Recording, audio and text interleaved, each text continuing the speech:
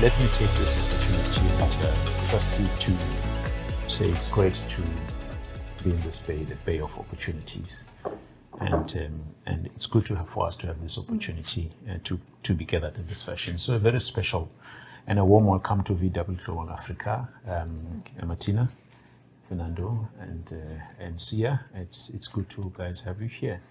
And a very, very warm and special welcome to Nelson Mandela Bay Business Chamber CEO Denise, and it's good to have you here, and to our fellow BDO South Africa partners, Nato and Siya. So welcome all of you colleagues. This is an opportunity for us to really reflect and to just engage in conversations. We're elevating conversations and about a whole range of issues around us. But allow me to just reflect on the outcomes of the recent elections we've had as a country in the national elections. The outcome is what it is. I think it's well communicated across the spectrum through various medias, and the issue is, and the challenge before us, as we're reflecting this, as I'm welcoming you, is so what's the way forward? And, by end of this week, or at least middle of next week, or latest end of next week, we should be in a much more certain position around the model of government that will be taking this country forward in the next 5 years. And it's more about that model of government, whether it's in some form of shape, coalition government or government of national unity. What are the critical issues really? There are three things that we would expect from across the spectrum is really is the kind of government that would put forward the respect for law, respect, rule of law and the constitution of the country. That's number one. Number two, we'll expect a kind of a government model that would create for a sense of stability, certainty, for more investment. I think that's conducive for investment. Thirdly, we would expect a kind of a model of government that will focus more on growing the economy, reducing unemployment, poverty, and I think that would further entrench a sustainable, call it the stability in the country. And all other things then will fall into place. I thought it's important that we just take a moment and reflect on that as I welcome you. Then there's a second issue I would, as part of my preamble and setting the scene from my side, is the importance of the public-private partnership type model.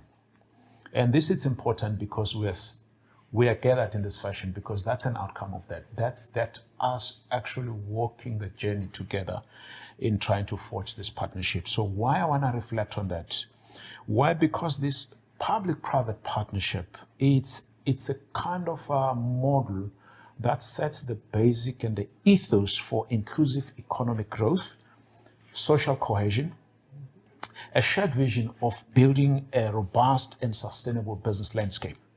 And this is what we need as a country and as participants and as leaders across the spectrum. Because when we talk about the leadership of the country, it's not just about the government, but all of us in whichever space we find ourselves, we are called upon to really give that sense of leadership. And public-private partnership is that kind of a base and a model that needs to be adopted and embraced. It is through such partnerships that we can leverage on collaboration and focusing on synergies that benefit local economies such as Nelson Mandela Bay, the Bay of Opportunities, and ultimately the country at large, South Africa. Because the Nelson Mandela Bay as a local, community, it actually exists in the broader context of South Africa.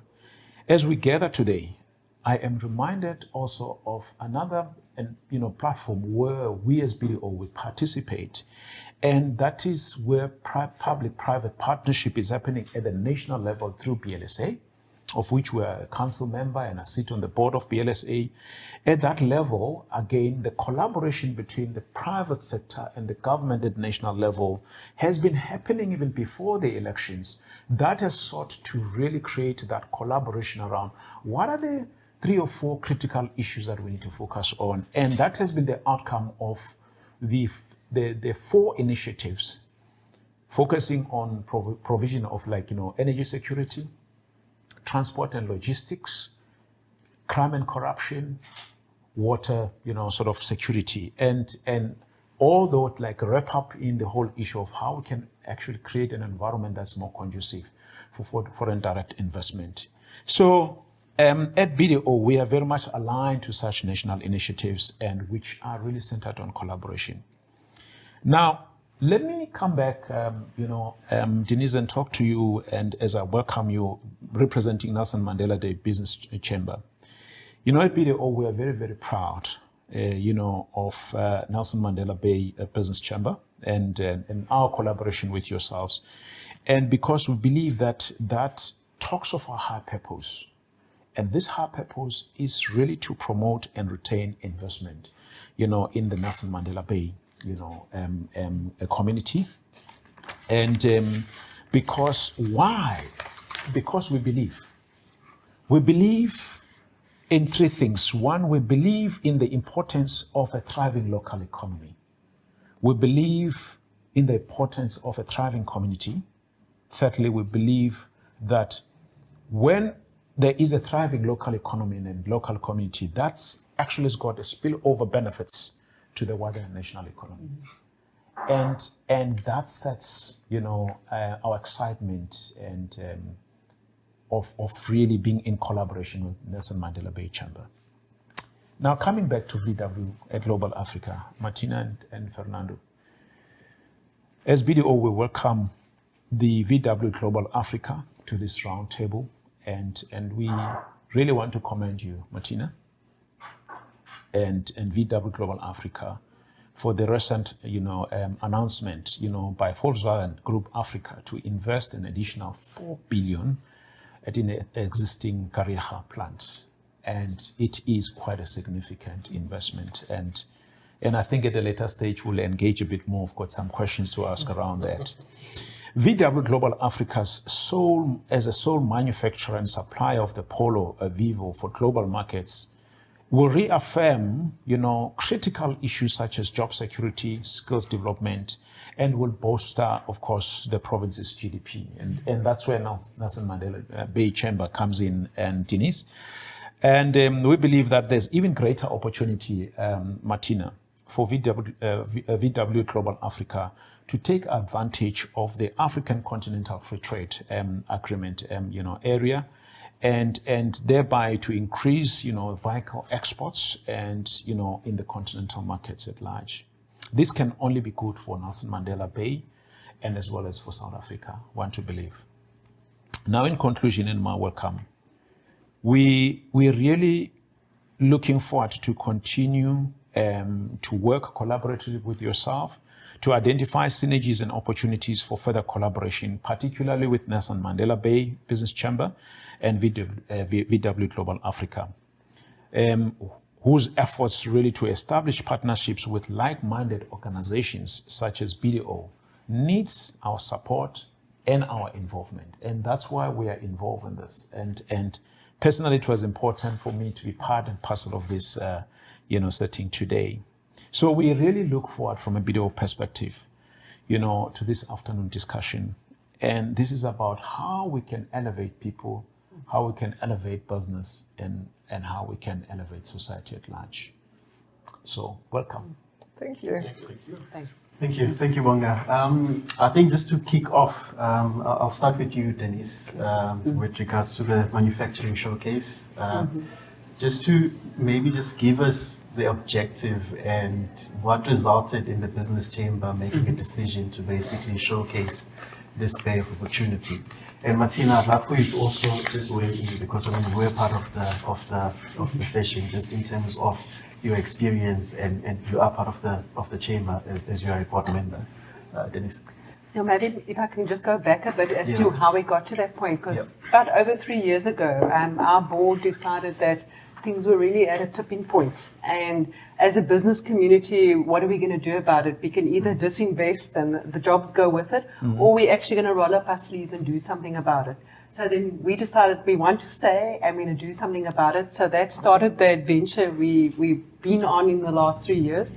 And really the focus was on resurging the bay, And we've done a lot of innovative interventions in that space. And Bonga, you spoke about public-private partnerships. I think we've been doing a lot on the ground to get things to happen. And I think a lot of people thought we were crazy with some of our ideas, adopting substations, starting geographic clusters, where we now have 11 across the city, where you've got businesses organizing themselves so that they understand exactly what's happening in their immediate environment and they can address the issues.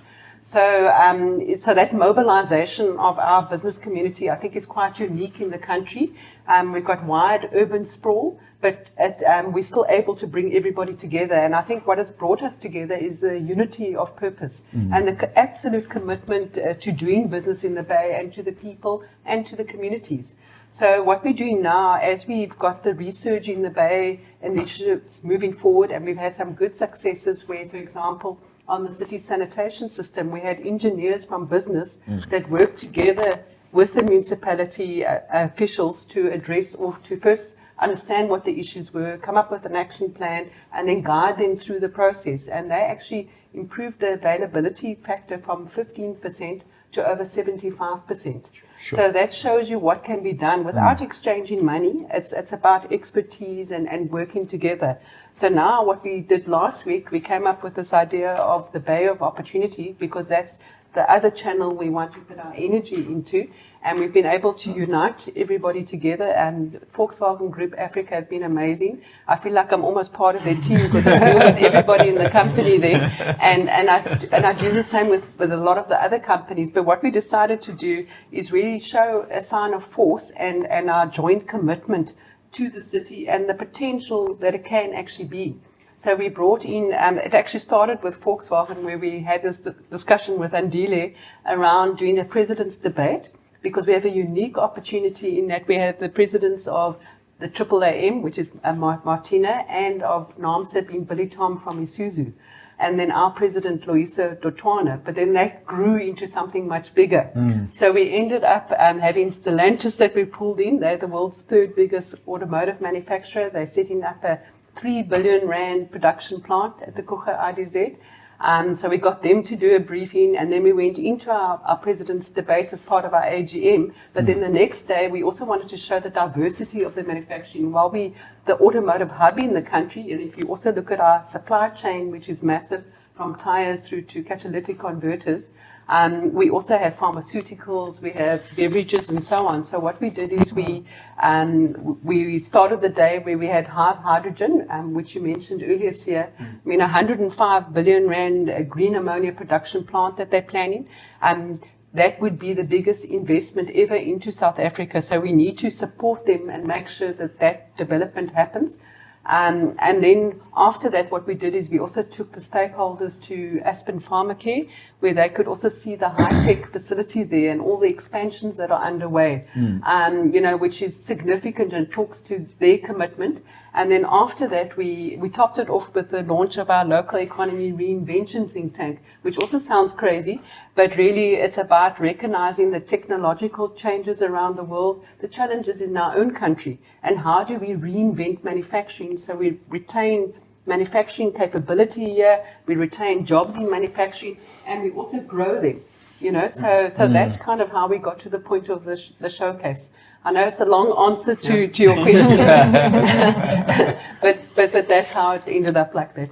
Wow. Thank you. Martina, just to hand over to you, because I mean, what was interesting, Bonga, I attended the showcase. So Martina was sitting next to Billy Tom, who is the CEO of Isuzu. Yes. And obviously one would assume that you are in competition.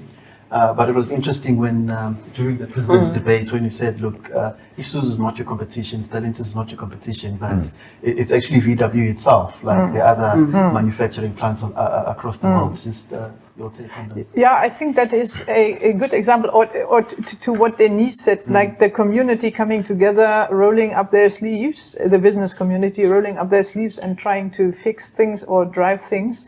That's also very true for us automotive manufacturers in South Africa, and also in us going into Africa. So indeed, even in NAMSA as well as in the AAAM, we have a very good collaboration, because the challenges and the things which needs to be fixed affect all of us. So there's no competition. I mean, in terms of, can we jointly get the South Corridor going, or can we jointly fix the issues of electricity supply? The competition at the very end comes in when we then compete with the products, which is perfectly fine. But 90% of the way we are in it together. So there was not a particular, that's what you see at the showcase for the first time, but that is very much how it feels almost the entire year, in terms of collaborating and partnering with each other to find good solutions and to drive the business, be it here in the Bay or be it in South Africa or in Africa. And I just want to make one comment. For me, it's always, it's a fine line between rolling up the sleeves, which we happily do, and also, as well as Isuzu, we've joined Business Leadership South Africa as the national body for the industry, also partnering again with a chamber in the Bay. And they also, everybody rolls up their sleeves and tries to help fixing. But sometimes it feels a bit like then, okay, government and municipality takes it for granted that somebody else fixes it. And that's something which we'll have to balance. It's not that we are standing in for government or standing in for municipality forever. There must be a moment in time when they come to the party. And unfortunately, in my last interactions, it feels a bit like, no, we've announced the investment. Okay, nothing to do anymore about electricity for VW. They stay for the next 73 years. CEO has said that. So to balance that sometimes makes me a bit nervous. Because essentially we need government to succeed in all spheres. That's what we actually want as business. 100%, 100%. By the way, once again, and welcome on, as a member of the BLSA. Yeah, thank you. Like I said, I sit on the board, and from a BDO South Africa perspective, we're also council members. And it's really wonderful to have, VW Group Africa sitting on the BLSA. And just whilst on the 4 billion investment, just on that, I mean, could you just elaborate and just share with us, what does that mean for you from a company perspective, from a group perspective, but for the local economy as well? And, what if you were to elaborate a bit more, what does it really mean? I mean, we've got our own views of what it means, and I've got my own take, but it will be quite interesting to hear from you, Martina. What does it mean? Yeah. So first, to what Siya was quoting me from last week, it was not really easy to get this investment confirmed, because as you were rightly saying, my biggest competition is not Toyota. That's when everything is done in the market. My biggest competition is Toyota, but that's only in the market. But to prepare, my biggest competition is 112 other plants in the Volkswagen world, who also bring forward great ideas to Volkswagen headquarters on what Volkswagen could spend money on, and where the profit pools of the future are, and the electric vehicle transformation, and the battery cell manufacturing, and what. So all of us bring great proposals forward to why to invest here. So. And now I bring my great proposal forward, or we, of course, as a team, bring the great proposal forward. Why don't we do another product in South Africa in the plant? And with this proposal comes 3 weeks before that comes a proposal on, by the way, we don't have stable electricity supply. We must rent generators for 130 million rand to keep our plant running. And yes, we are also not so sure whether logistics is still a challenge in South Africa as well as in Africa. So that competitive environment, which must be created for me to then bring that proposal forward, that was not very easy. But finally, we all convinced everybody of the great potential, mainly also with the Africa Will Thrive background. So that means for us, so we'll invest in a third product which is based on the same platform as the current Polo, so the new model, not the Vivo, but the current Polo.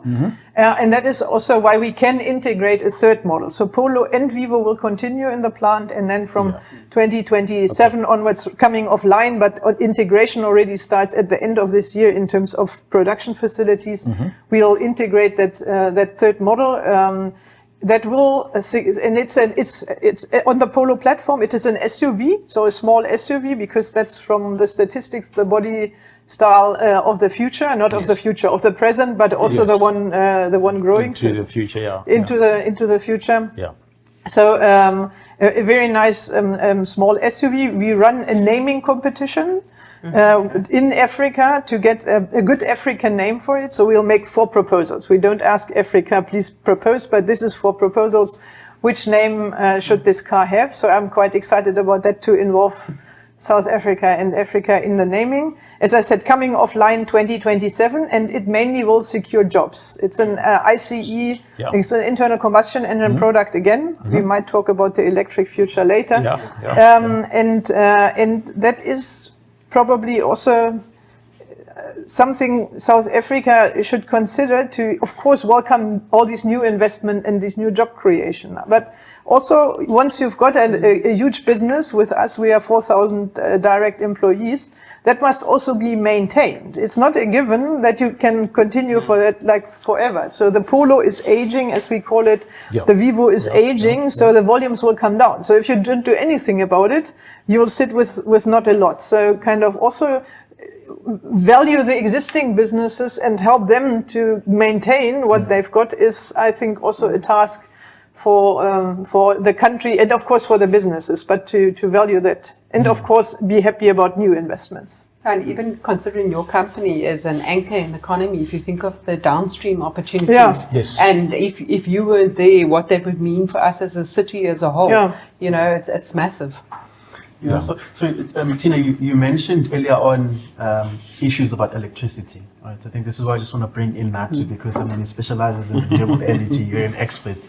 And maybe when Nato is done, you can just come back and tell us more about the investment you've had to make in buying generators due to load shedding. Thanks. I think my big question probably to the VW group is to say, you know, maybe give us an idea of how you were supported at least by government, and maybe what you are doing at the moment, and also what do you think the solution is, and from your side? I mean, I'm put on the stand many times and asked, when will load shedding end? I was quoted the other day to say imminent load shedding is near, or imminent end to load shedding is near. I never said that. But the reality is that we see a lot of industrial companies going with solar solutions, and we see that has a significant impact on grid availability and capacity in recent times, and just maybe get an idea of what you guys are doing at the VW plant, and if there's anything that you're planning. I know that you have made investment in that. So it's unfortunately it will be a long answer because it's a long story. So, so from 2010 to 2024, we've reduced already electricity consumption significantly, because first that is anyway we want to save electricity. So I think we went down by 30 or 40% of. Sure, that's significant. And that means like even changing the lights in the production to LED lights. So we've turned every stone. Kind of how can we first of all bring down electricity consumption? So and we don't stop there, but probably important to know we are a 3-shift operation. So 24/5 days a week. It currently is 6 because we are targeting a record volume. But that means solar is not really the solution for 24 hours, unless you show me some magic in a minute. How you make that happen? So currently, all the roofs which can carry solar panels in the plant are covered by solar panels. There's some which, from a load perspective, can't carry. They are not, which is also a clever idea, I think. We are about to open our employee parking. We currently built a shaded parking. It's opposite side of the road, and that will be finished also with solar panels in end of September. That gives us 5.3 megawatt when the sun is shining brightly. Downside is I need 14. And not only 5.3. So now, and already the employee parking was a bit of a challenge because that needs a cable underneath the road because it's other earth. So that we finally managed with the municipality and also with the help of the chamber to get this cable, to get approval for that cable underneath the road so that we can use this 5.3 if the sun is shining brightly. We would even be able, our base load is 2.3 megawatt. We would also want to support the community in case we, like on Sundays, on Saturdays, in shutdowns. but therefore the grid is not equipped, that we can feed back from our 5.3. There's no bidirectional meters, there's no kind of in-feeding agreement or however that is called. So that's something to work on. There is even more opportunity for solar, which is not on our ground anymore. Well, on our ground, but is a different substation. So if we would go for solar there, which we are currently considering, it would be nice if we could use this power in case of load shedding. Because what happens in case of load shedding currently, what would happen is that would produce X megawatt, and that would happily immediately go into the public grid. Yes. Which then for us doesn't make too much sense. Same with wind wheeling. We've contracted wind wheeling but also like in this EDO, that thing which is about to be set up or in the process of being set up, but still then it goes elsewhere in the grid, which is nice, but doesn't help me in case of load shedding. So that is something we want to become carbon neutral in production by 2030. So we are trying to offset this, and the wind wheeling will also help me in terms of becoming carbon neutral on the paper, but it doesn't help me in terms of load shedding. Operations, yeah. So then the uncompetitive situation in this country is that Isuzu, us and the Ford engine plant are not exempted from load shedding, whilst all other manufacturers in other regions are. So that is not a great situation in terms of competition, and I don't blame them. Their arrangements go back long, and special industrial zones or whatever. But in fact, since the load shedding becomes an issue, like really an issue, we are even more uncompetitive or put in an uncompetitive space. With the help of the chamber, or not with the help, but driven by the chamber, we've got an arrangement. So we are affected with level 5 onwards, level 5, level 6 load shedding. We've got an arrangement instead of then when level 5 kicks in, ramping down, where we lose units, stand still for 2, 3, 4 hours, ramping up where we lose units again, to rather go on a predefined schedule at 24-hour load shedding. And we already know now for the rest of the year when we would have to close if level 5 or 6 would kick in. It's 1 day in 8 for level 5, 2 days in 8 for level 6, which is good, but which is a solution amongst something which needs to be fixed. It's better than daily, but it's not as good as no load shedding. Agreed. So, and then I'm done with this answer. And whilst we are targeting an all-time high production record this year as well as the sole polo manufacturer, and trying to build as many vehicles as we've never built before, we can't afford 1 day of load shedding. We've even planned Saturday shifts in, Sunday maintenance in, and therefore we had to get some diesel generators. In fact, 16, 1 megawatt each, to be able to supply these 14 megawatt and a bit of backup, which is 130 million rand for renting them, and another 1.6 million for every day I'll have to use them, which adds to the competitiveness or uncompetitiveness of in this case indeed the Bay, because others don't have to put this 130 million. 130 million forward. But we're still confident. Everybody has seen these generators now. Minister Patel has made a lot of notes when he was there for the investment announcement, but that's kind of that thing, nobody comes back.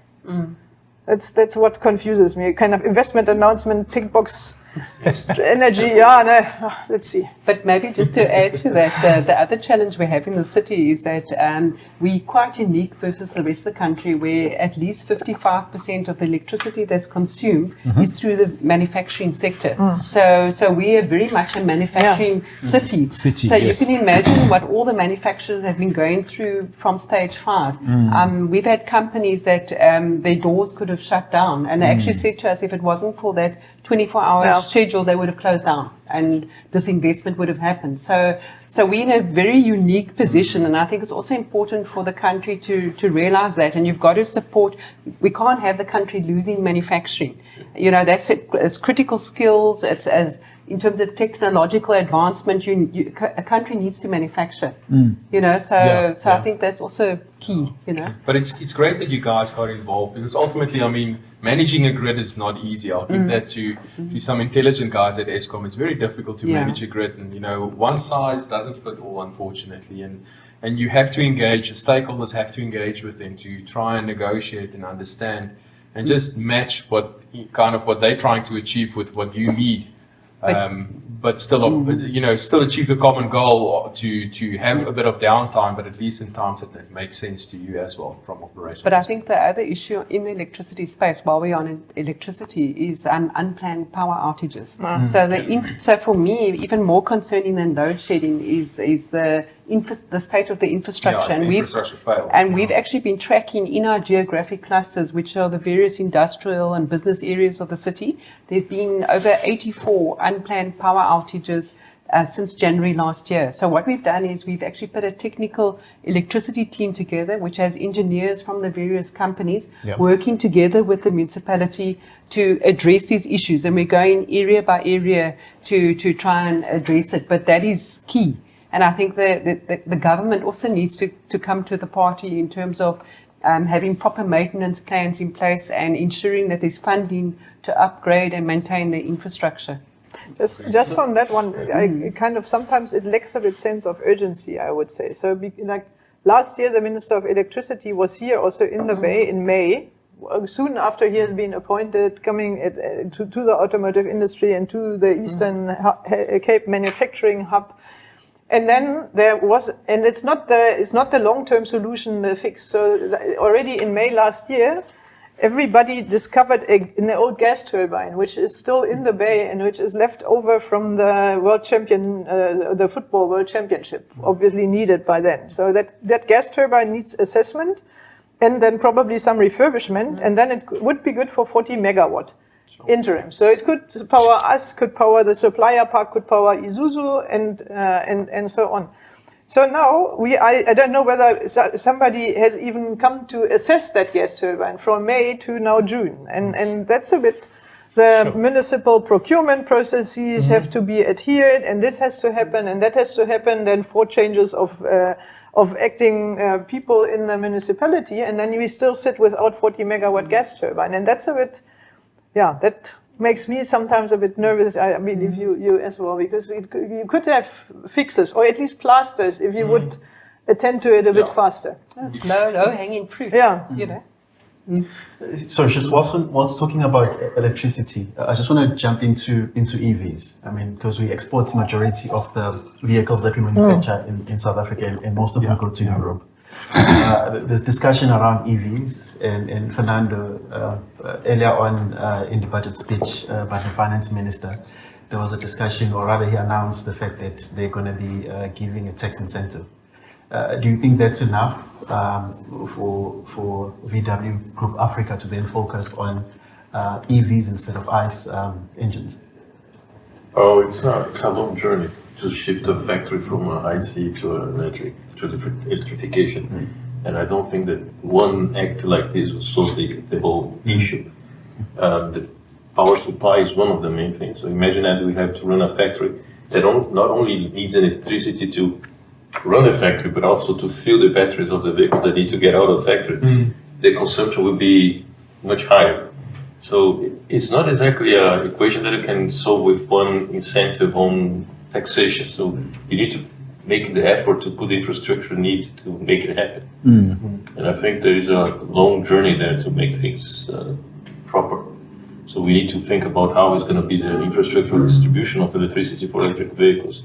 So if we are competitive enough against markets that are a little bit more developed on that matter as well. So imagine that we have, for the main markets today, we are sitting far away from that. So, and if we have situations with electricity issues, transport issues that we have with harbor, rail, and everything else, that take us in a hard position to compete against more mature markets where they have those issues already solved. Yes. So we definitely need to think about how we're going to get those topics addressed with proper policies, and not only taxation will fix the whole issue. It helps, no doubt it helps, but it's not the only front, open front we have. So we do need to invest a lot in many fronts. Another thing that we're probably going to need heavily is also education, because on the whole thing we have to build up a completely new set of skills that we don't have today. So it's not something I can say, let's do electric. we are the electricians. We know how to do. People around are used with combustion engines. Suddenly we go to electric, so we have to train people in large scales, and it takes a lot of investment on that one as well. Yeah. It's a long journey. Yeah, no, I like what you're saying. Actually, fully agree with that. It's a long journey, and that requires leadership intervention from a number of fronts and investment, not just in terms of infrastructure, but in education as well. And I couldn't agree with you more on that. And I suppose it brings to the, just more generic. I mean, there's a number of issues that Denise you touched on, Martina touched on, and Fernando touched on. And I, from a number of discussions that we have in Business Leadership South Africa, through Business for South Africa and Bruce, is this issue of leadership. And what type of leadership do we need to show more going forward to really infuse more energy, positive action, and more impact? And we're talking about the model of government, but it's a model of leadership. They're talking about load shedding, you're talking about investments that needs to be done, maintenance plans, and education and investments. What type of leadership is required more? Is there something that we need to do to shift the type of leadership that's required? What are your thoughts? To me, probably it's a bit the same change which businesses are undergoing currently. That you move from management indeed to leadership. So, and to me, South Africa, in many instances, seems like short-term survival, short-term fixing the problem, but there is no long-term vision. And there's no mid-term vision, not really, except surviving, which is already a thing. But I think we jump a bit from short-term fix to the next, like looting here, people are unhappy, fix that particular issue, carry on, and service delivery here, other people are unhappy, burn some tires, fix, and then you carry on. But there is a long-term perspective. Plus measurements on ideas how to get there. Of course, South Africa has signed the climate accord, Paris Climate Accord 2050 for that example. But how do we get there as a country? I have no clue. And I would have had a clue what to do, but it's kind of, I think and that is missing in many instances. Yeah, I actually think there's a vacuum of leadership in South Africa. And you see it often in government, but you also see it in some businesses as well. And people are looking for strategic direction. They don't know where to go, what to do. So they just carry on doing things the same way. And we're in a radically different environment now where everything's turned on its head. And I think it's a different type of leader that's required now, where we've spoken about action, but it's providing that strategic direction. Because I agree with you, Martina, the strategy is important, and then you have to stick to that strategy consistently. And you've got to drive it right through your organization that everybody from the bottom up, top down, all buy into that. And to me, it's having that common purpose. And something that I've also seen in terms of, I think, our success in mobilizing the business community is selecting people that are positive leaders. Because you find when people whine and moan and they're negative, then they actually can't move forward. They get caught up in that negativity. So what I often end up doing when we start new initiatives, whether it's clusters or task teams, I go in the background to try and find out where are the best leaders so that you can somehow move them into those leadership positions, because if you have the wrong leader, then that initiative is not going to succeed. So leadership is absolutely vital, and I think this country needs more leaders. And I don't know how you make people to be leaders, but where there are good leaders, they obviously are leading by example, but we need a cultural shift as well, because we also have this mentality where a lot of people think having meetings or workshops is the equivalent of setting direction and doing, where it's not. The real stuff actually happens outside of those sessions. So I think there's a big cultural change that's required. I can maybe comment, and I think Bonga also mentioned at the start about triple Ps. And you know, from an energy perspective, and what I've seen in the energy sector is the impact that when government starts loosening the regulation and opening up the spectrum for private sector to get involved, you see more strategy coming in, you see more action coming in, and you see movement, and with that attracts investment. So I do think movement that I'm seeing in the market with the triple Ps, it's going to bear fruit. I know we're probably still in fairly early stages with some of the triple Ps that the guys are looking at, but with that triple Ps, the private sector, I think, will really bring some strategy and longer term strategy, because the triple Ps will run for a 15, 20-year period. So it's not the short-term solution thing the whole time, just until the next election type of plaster that's going to be done. So hopefully we see some good things happening through those triple Ps, and deregularizing everything in certain aspects would be good for private sector, because private sector wants to bring the solution, and that I'm seeing. So what's on leadership? I just want to talk about Africa, and maybe it's one of the strategies to try and resolve the issues of leadership. Now, we've always known VW as VW South Africa, but now it's called VW Group Africa, where basically you've consolidated and you're operating in Africa. Bonga, if I'm at BDO, we're also adopting the same strategy. Just maybe if you can just share with us what's the idea behind BDO wanting to move towards operating as BDO Africa, and then Martina also just you can share on your side with regards to VW. So our BDO view is that we need to think outside of the box, not just confine ourselves to South Africa as the only geography. Africa as a whole presents us with much bigger platform for us to grow, and we believe we're stronger together, you know, with the rest of Africa. We believe we've got a lot of upside opportunity in terms of collaboration and partnering with the rest of Africa. And hence, as BDO, we're adopting that view that our growth only cannot be, you know, optimally, realized only in South Africa, but in the rest of, you know, Africa. And I want to just almost like want to suggest and imply that I suppose that's the thinking behind VW, Africa Group as well. And I suppose, Denise, that's your thinking as well.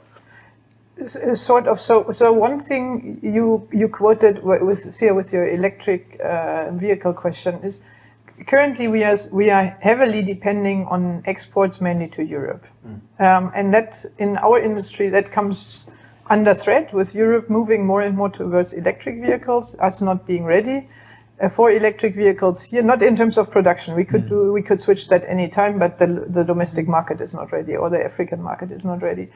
So Europe, in the case of VW, is not looking or waiting for us to send them vehicles in the long term, in the midterm, be it combustion engines, because they need EVs, and the EVs they can produce in all these European plants, which are underutilized. So they are not waiting anymore for South Africa. And that was one driver, is the threat of our Volkswagen's specific business model in South Africa, because so far we've been a plant, a legal entity producing cars for Europe and for the domestic market, and that was the Volkswagen Group South Africa. So that business model comes under threat with the current European situation.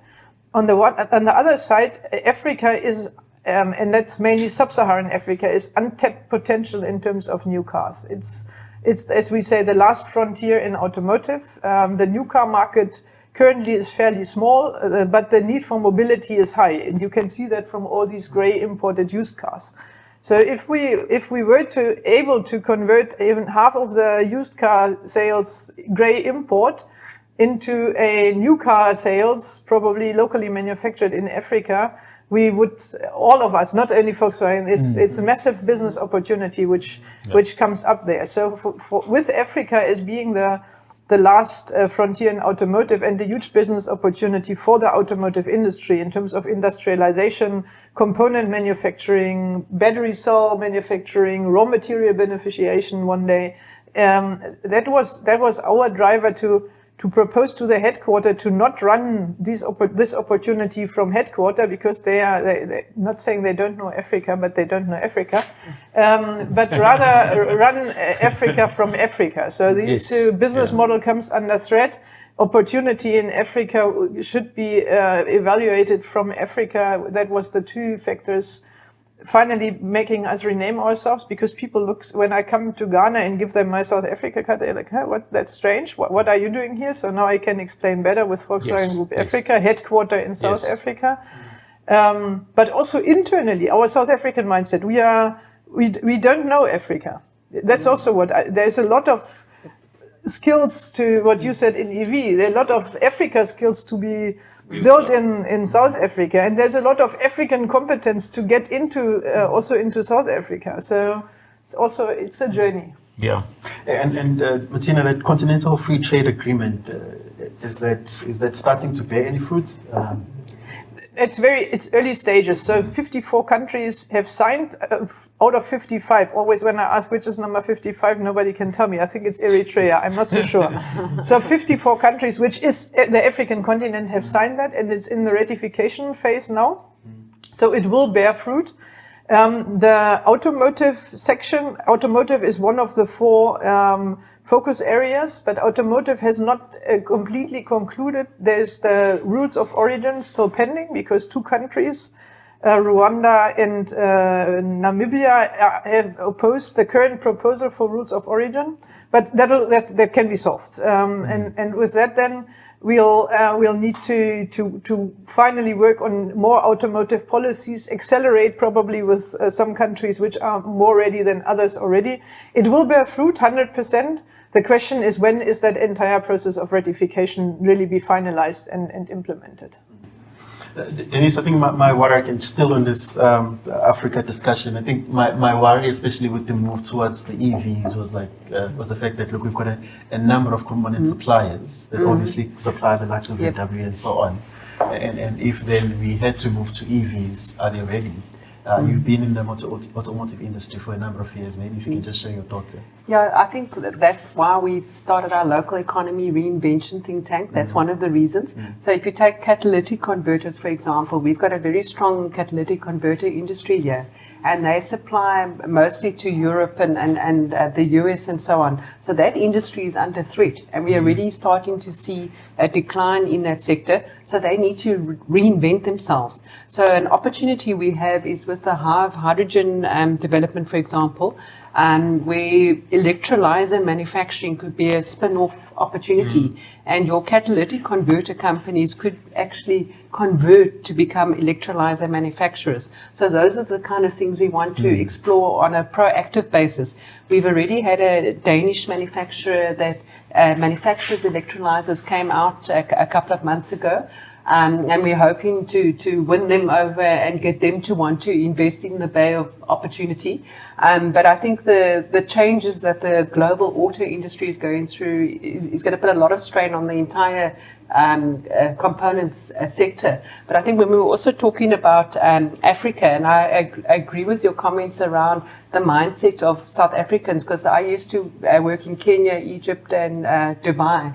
And when you go into the markets and you see how South Africans are perceived when we go there, where we come with our arrogance and we think we know it all and we've got all the solutions, where that mindset needs to change. Yes. And we need to become much more collaborative, and there's a lot we can learn from other countries. Yes. And I think if we want Africa to succeed in terms of those 54 markets, I think it starts with people, it starts with the attitudes, and then you also need a more borderless environment, because if you look at logistics on the continent and the cost of and the difficulty of moving items, whether it's by port or rail, I mean the rail system's not operating through the continent. There's a lot. I agree. This is an untapped frontier. Yes. But as South Africa, I think we've lost a lot of ground in the last few years, and we need to maybe eat some humble pie, and then we need to collaborate. I don't know what you think, Martina. Yeah. So I think for the component manufacturing, it's rather an opportunity. Also, Europe and one day Africa probably moving to to electric vehicles, because we all have a very high degree of localization. Mainly, we means all the OEMs. Mainly, what is hardly localized is the engine. So we don't lose engine production a lot. The only engine we build is the MPI engine in the Vivo, so that's probably 30,000 a year. And yes, for those we'll have to find a replacement. But not many of us build their own engines locally in South Africa. Nobody, as far as I'm concerned, is building gearboxes. But that's the two big portions which is missing to 100% localization. So that is not going away, or is not taken away from us, because it's not there yet anyway.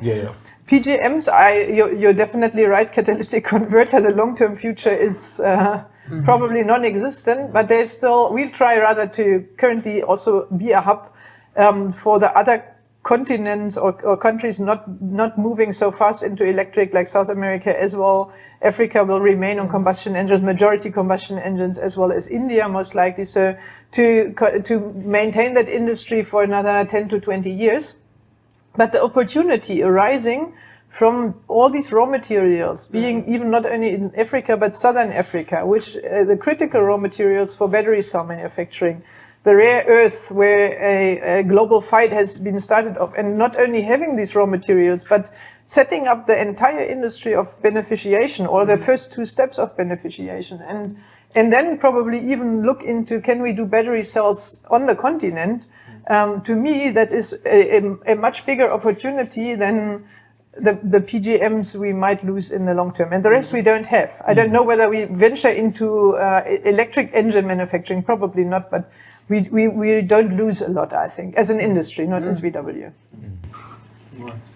Fernando, I know obviously you've worked in different parts of the world. Your thoughts about South Africa, and maybe specifically Nelson Mandela Bay, and the opportunities that I think we have. Being around is true. Yeah. So it is from what I see so far. It's a potential is there. So there's no potential. There's knowledge. So it's a knowledgeable people around. So they can assemble cars with high quality. It's a really good starting point. The challenges are there. So, and I think most of the challenges are coming from the environment around, things that we have already mentioned already. So it puts us all in trouble when energy is not there, infrastructure for transportation is not there. Acquiring knowledge for new technologies is hard to get because people are not getting trained on these topics on the region. All those things put a lot of burden, but I think we can overcome those. So I usually say that 50% from the solving an issue is recognizing the issue. So once we recognize the issue, so we can work towards finding a good solution. And I think we have most of them we have already addressed on the table. So I think it's just putting the efforts to make it happen. Coordinate things that I think we are really good with that thing, coordinating efforts, putting resources together, aiming to a common goal, and I think we can get there. So there is a long-term view that I can see progress coming through, new generation of technologies coming through. So I think it's possible. It's not a completely out of the discussion for me. It's doable. We just need to overcome these short-term issues that we have now that can be quickly solved. I don't see any of those things as being completely chaotic, but efforts have to be put on the table. So I think community, government, non-profit organizations have to be join together efforts and push through this agenda. So of really making the region competitive. Because by the end of the day, if the region is not competitive in the long scale, we start losing. If it's not for another region in South Africa, it's going to be for another country in Africa, or it's going to be to some other area somewhere in the globe. This competition in this case, it's always there.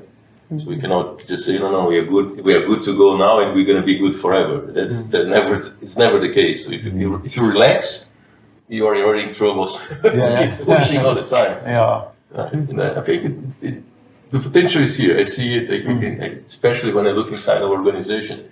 People are motivated, quality comes through efforts.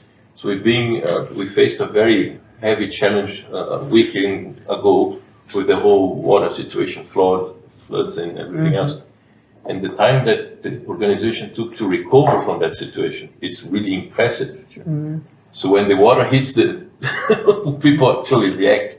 And that's a good sign. It's really impressive. How much time it took us to come back in line? Yeah, 48 hours. 40 hours. We had almost a meter of water inside the factory. Equipment flooded, electrical equipment underwater, so press shop underground flooded, a meter and a half of water. Sure. So all those things, when you say, and if I see this in other places, oops, stop a week or more. Forget it, there's nothing coming out. When I saw that on Monday, they say we are starting to produce, I said, what? I saw the pictures, cannot be. We went there, yeah, they were producing. So the team has a lot of, energy, potential, it's there, knowledge to make things happen the way they have to. So I'm not afraid of that. I'm afraid of somebody taking the right decision to bring energy or the right solution for the energy situation. Open the doors for private investments, making sure that we have laws and regulations that allow things to flow into an open network. These are for me concerns, but people I don't see as a problem. It's more than the other corner. It's amazing what you're saying. I mean, that you're just indicating, Fernando, that it's more about the vision, the long term, and the will to push and to implement to just get things done. I mean, for me, that's in what you're saying. That's kind of the key things that are standing out. And I think Denise as well. You in so many words emphasize the need for us to get things done. I mean, assuming that there is leadership, there is that long-term vision and stuff, but get things done, because I think that's the problem. And we've said this, through BLSA Business Unit South Africa, that the problem South Africa is like, talks and talks and talks, a lot of discussion, a lot of like meetings, plans, but we don't implement. Yep. We must implement. I mean, issues of structural reforms, and discussion. Denise, you know what I'm talking about. And there's some of the things that we need to just sort out in structural reforms to create for more. But that's a leadership issue. And get those things done, create the right enabling environment, and allow people to then collaborate and to all hands on deck and to really work together and get things done. I mean, things will change. And just have the right, sort of motivation, spirit, get people excited. Small wins must be recognized, must be celebrated, and demonstrate to people, communicate, But you want leaders who are positive, who are driven, who motivate people, just kind of like, it's not all gloom and doom, and just focus on the positive things that are within our controls. Let's get it done. And I think what Martina said, I mean, we're also complementing what VW and the auto industry is doing. In fact, we've got a partnership also with NAMSA and NARCAN. And the rail corridor is the number one priority. Yeah. And I think also, that's also why we're trying to establish national partnerships now, because we want Nelson Mandela Bay to be the national discussions, around whether it's logistics or energy. The manufacturing sector here is obviously key. And I agree that public-private partnerships is the way to go. It's the way to go. In terms of getting that moving faster. Because I think we all want it to happen now. I suppose that's the goal. Yeah. All right, thank you. I think just then to get closing remarks, starting with Nato, Fernando, Denise, Martina, and Bonga, if you can then just close for us. Yeah, thanks, Siya. I think I first want to probably celebrate the resilience of the South African people and commerce in general in South Africa. But as good a thing resilience is, I think sometimes in the last couple of years, our resilience has led to a lack of accountability for our public servants. And the fact that we are fixing everything, or we just become accustomed to things not working the way it actually should. I think we should step up and also start holding those public servants accountable and carry them with us with resilience and show them what resilience looks like and why it's important. Fernando? Yeah, well, with the new government that is about to be formed, I think there is an opportunity for us to engage with them, make sure that they actually take into consideration the needs from the industry, from the areas in a clear way, and if possible to propose them directions where to guide them towards what is necessary to continue thriving in the area. I think it's a good opportunity. So let's try to engage with the new corporate as much as we can and guide them through the right path that we believe that the area deserves. So I think it's going to be an interesting challenge for the upcoming weeks and eventually for the next 5 years, a very good growth for the whole area. So No, I think to me it's clear there's lots of potential, especially here in Nelson Mandela Bay, and I think our people are our biggest asset. And, for me, collaboration is key. And whatever government we have in place, stability is vital. We need that stability so we can have economic stability, and we hope that the government will be open to partnering with business.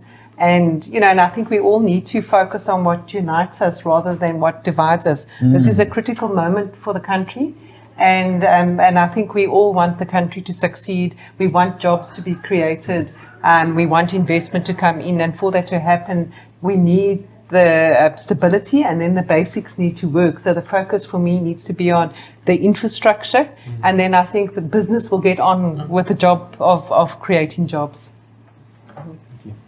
Yeah, I always look for other people who also wanna drive business, and for also, look who you choose as a friend, look who you choose as a business partner, and I prefer people with a positive mindset and who get this going. And fortunately, I'll find a lot to drive, because what stops us mainly is, I think, admiring and hugging our problems and getting just the doom and gloom of all the things which don't work. So my glass is always 3/4 full, and looking for other people who share that glass with me. And every now and then a good South African pinotage also helps. I like that one. Yeah, no, from our side as BDO South Africa, and we believe more leadership, right leadership, focusing on the right things. And issue of stability, it's important. I think it is important that we all join hands together. We are really, truly, truly stronger together. And that talks of collaboration, that talks of triple Ps. And we need to create a new sense of culture, a value system, where once we are clear about what the problem statements are, what the issues that needs to be resolved, we need decisive leadership. Leadership that will address issues whilst being focused on the long term, but at the moment be seized with implementation. Collaboration is the way, and conversation is the right type of conversation. Let's have conversation to be clear about what we're solving for, but beyond that, let's begin to work together and do things together. And we are excited as BDO to have Nelson Mandela Bay as one of our very important partners. And Martina, Fernando, we're very excited to really join our hands and reach out to you as VW Group Africa, for us to collaborate. And let's just continue on this path across the various platforms and forums. And it's really wonderful that you are on board with BLSA. And of course, Denise, we already having our hands hard at work. So from our side, we're really excited. And thank you for this round of conversations. This is just by the beginning. And let's continue on this path. Thank you. Thank you. All right. Thank you. So that.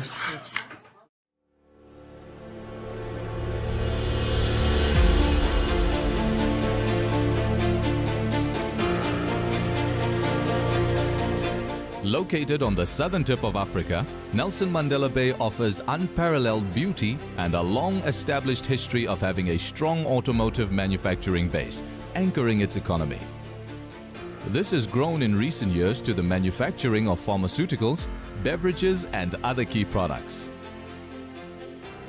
The metro offers extensive natural attractions and an array of historical landmarks surrounded by a magnificent 40-kilometer-long stretch of pristine coastal shoreline and over 300 days of sunshine, making it an ideal location for both local and international beach sporting activities and outdoor fun.